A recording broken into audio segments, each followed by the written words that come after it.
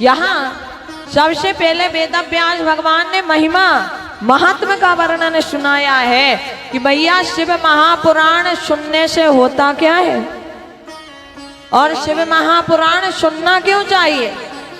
अब बताओ, जहाँ कोई 3-4 घंटा ऐसे ही तो नहीं बैठ जाएगा, कछु न कछु प्राप्त हो तभी हम बैठेंगे। नहीं कोई कहे भैया आजा मोरे साथ 3 घंटा बैठ जाएगा, हाथ जोड़े तेरे हैं, तो फ्री नहीं मैं कि 3 घंटा तेरे पास बैठ जाऊं। पर यहाँ अपने आप आएंगे, क्यों? क्योंकि पता है कि हमें यहाँ आने से कुछ ना कुछ प्राप्त होने वाला है। तो सबसे पहले क्या सुनाया? बोले महत्तम, कि भगवान का ये पावन ग्रंथ आकर श्रवण क्यों करना चाहिए। यहाँ शौनक जी महाराज ने सूत जी से बड़ा सुंदर प्रश्न किया। और एक चीज और बता दो, जब तक मन में जानने की जिज्ञासा नहीं होगी तब तक कुछ पा नहीं पाओगे। जिज्ञासा आ जाए, नहीं भैया भगवान की कथा कराना है, नहीं भैया माँ भवानी का यज्ञ कराना है, क्या करोगे? उस पे कार्य करोगे, योजनाएं बनाओगे, कई प्रकार के विकार भी उत्पन्न होंगे, बता दूं मैं। और ऐसे ऐसे विकार आएंगे कि लगेगा भैया अब तो होने वाला नहीं है। क्योंकि धर्म का कार्य जहां जहां हुआ है वहां वहां अधर्म ने टांग अड़ाई है। शास्त्र जाके देख लो, कलयुग की छोड़ो तुम, द्वापर त्रेता सतयुग में जाके देख लो। कहा महाराज जहां जहां धर्म का कार्य हुआ है वहां वहां कोई ना कोई आ ही जाएगा कि नहीं ऐसे से ऐसा होना चाहिए। क्योंकि पाप कहते अगर धर्म का कार्य हो गया तो हमें भगने पड़ेगा। भगवान की कथा, माँ भवानी सतचंडी का यज्ञ, नर्मदा मैया के दर्शन, जब तीनों किसी व्यक्ति को प्राप्त होंगे तो ये बताओ उसके पाप भगेंगे कि नहीं भगेंगे? भग जाएंगे ना। इसलिए महाराज विकार भी टांग अड़ावे कि हो नहीं, किसी ना किसी के रूप में वो जरूर सामने आवे। पर अगर माँ रेवा की कृपा है, बाबा भोलेनाथ जगदम्बा मैया का आशीर्वाद, हमारे संत महात्माओं की कृपा, कहते तुम कितना ही रोक लो पर वो काम होके रहता है। कहीं भी चले जाओ भैया, कहानी यहीं से शुरू होती है। तो देखो कथा में तो हम आगे बढ़ेंगे, पर सबसे पहले माँ रेवा को अपनी नैया सौंप देते हैं कि हे नर्मदा मैया, आपकी कथा, आपका यज्ञ, आपका कार्यक्रम हमें तो निमित्त बनाए हैं, तो हे रेवा महारानी आपको सौंप देते हैं, आप जानो और आपका काम जानो।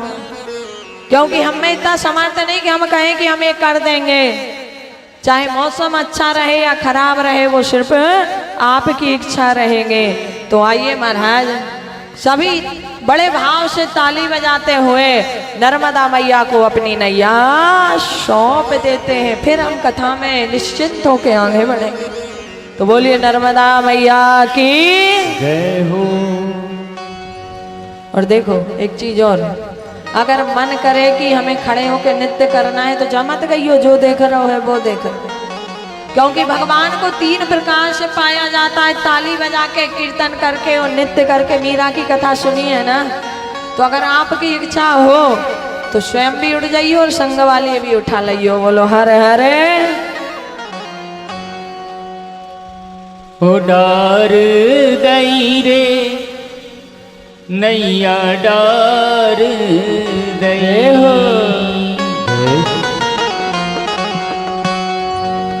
हो, मैंने तो मेरे हो, मैंने तो मेरे भरोसे रेवा माई, भंवर में नैया डार दई।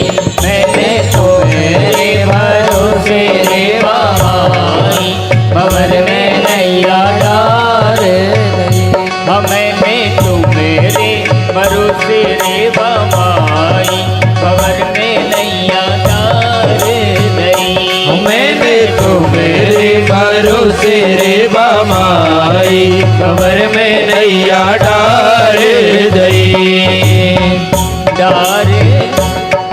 देखो नैया हमें मैया के हाथ में देना है, तो एक बार निवेदन है, बाद में आप जितने खड़े हो ना, सभी खड़े हो के झूमते हुए मैया को अपनी नैया देते हैं। मैंने तो मेरे भरोसे रे बामाई, भंवर में नैया डारे दई। मैंने तो मेरे भरोसे रे बामाई, भंवर में नैया डारे दई। बोलिए नर्मदा मैया की जय हो।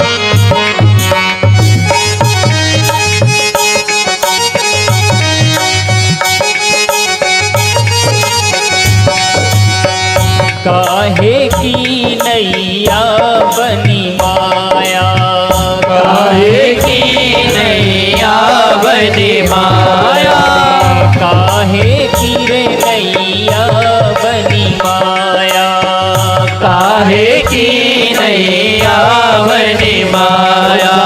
काहे की पतवार, भंवर में नैया डारे दई। मेरे तो मेरे भरोसे रे बामाई, भंवर में नैया डारे दई। दोनों हाथ उठाकर झूमते हुए जय हो जय हो।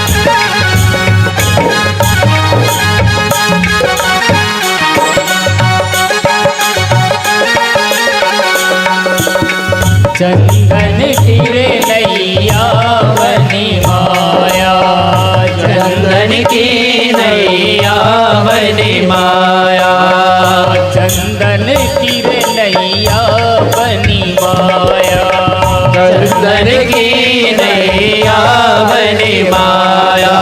अमेवा की पतवार, भंवर में नैया डारे दई। मेरे तो मेरे भरोसे रे बामाई, भंवर में नैया डारे दई। जय हो। बोलिए नर्मदा माई की जय हो।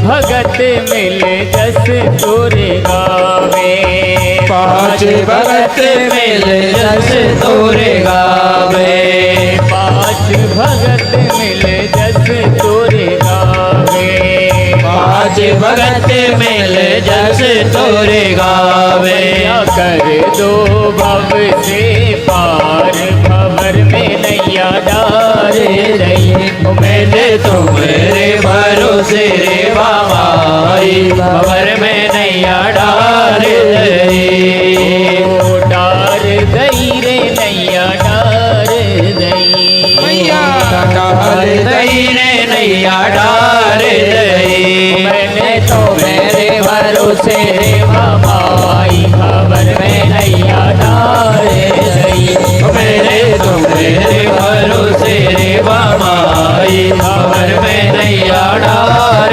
दई खबर में नैया डार दई भवर में नैया डार बोली शंकर भगवान की जय हो नर्मदा मैया की जय हो। हरे हरे महादेव।